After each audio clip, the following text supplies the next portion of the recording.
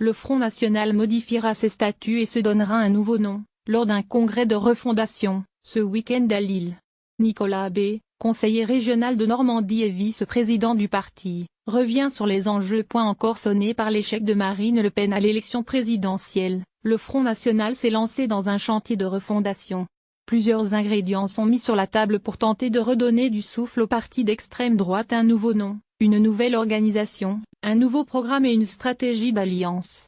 Ils seront discutés lors du congrès du parti, samedi 10 et dimanche 11 mars, à Lille. Nicolas B., vice-président du FN, en trace les enjeux. Entretien. Avec le recul, comment analysez-vous l'échec de Marine Le Pen à la présidentielle? La déception est venue davantage des législatives, dont le mode de scrutin, profondément antidémocratique, nous est défavorable. Le résultat de la présidentielle, même s'il a pu générer des déceptions, est historique pour notre mouvement. Jamais le Front National n'avait atteint un niveau aussi élevé, avec près de 11 millions de suffrages. Le scrutin a entraîné une recomposition politique que nous avions non seulement appelée de nos vœux, mais que nous avions anticipée. Le clivage gauche-droite s'est effacé de manière brutale au profit d'un nouveau clivage qui oppose ceux qui sont dans la logique mondialiste et ceux qui croient dans la nation. Marine Le Pen n'en est-elle pas sortie fragilisée? Elle a été la première à reconnaître que le débat de l'entre-deux tours n'avait pas été une réussite. Mais il faut souligner ce résultat historique et son bilan à la tête du FN. Elle a permis au mouvement de changer de dimension, en rassemblant un tiers des Français sur son nom.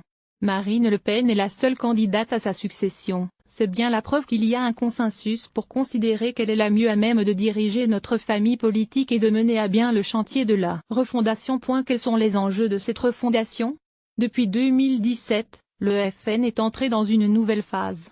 Le moment est venu de toiletter nos statuts qui dataient des années 70. En modifiant notre organisation pour créer un Conseil national des élus locaux, et en affinant notre projet politique pour continuer ce que Marine Le Pen avait initié en 2011, donner de la visibilité à notre programme économique et social pour que le FN n'apparaisse pas comme un parti monothématique qui ne parle que d'immigration et de sécurité. Il y a beaucoup d'autres thèmes sur lesquels il faut nous faire entendre: la santé, l'écologie, l'énergie, etc. Le FN va-t-il changer de nom? Oui, si les adhérents le décident. Ce pourrait être l'aboutissement et la concrétisation de ce processus de refondation. Envisagez-vous de négocier des alliances? La nouvelle bipolarisation nous pousse à rassembler tous ceux qui sont d'accord avec nous sur l'essentiel. C'est un enjeu important si on veut réussir à rassembler une majorité de Français. Notre premier objectif, c'est de faire une liste de rassemblement aux élections européennes. L'ossature sera FN, mais la liste sera ouverte à des personnalités extérieures. Les discussions sont en cours. Le départ de Florian Philippot, qui portait la ligne sociale, a-t-il entraîné un changement de politique? La ligne politique du FN, qui consiste à parler de tous les sujets et à porter un programme social ambitieux pour les Français, a été insufflée par Marine Le Pen quand elle a pris la direction du mouvement. Beaucoup s'y sont ralliés, dont Florian Philippot. Mais ce n'est pas lui qui a porté cela. Il exprimait même des positions un peu personnelles, de façon très clivante, très dogmatique. Par exemple quand il prônait une sortie brutale de l'euro, ce qui a contribué à tenir certains électeurs à distance de notre mouvement. Le projet européen du FN a beaucoup changé. Où en êtes-vous? Nous sommes en train de le préciser pour montrer que c'est un vrai projet alternatif. Nous ne sommes pas anti-européens, nous voulons une autre Europe. On ne défend pas un Frexit unilatéral, nous disons qu'il faut changer de fond en comble l'Union européenne en négociant les traités.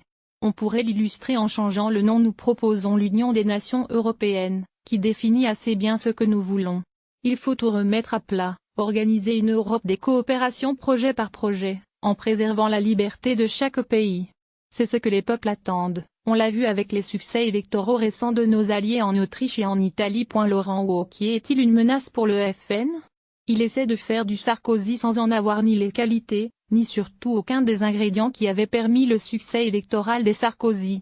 Le front est beaucoup plus attractif qu'il ne l'était en 2007 et lui est à la tête d'un segment électoral très étroit, puisque le centre droit a largement basculé vers Macron. Wauquiez, qui a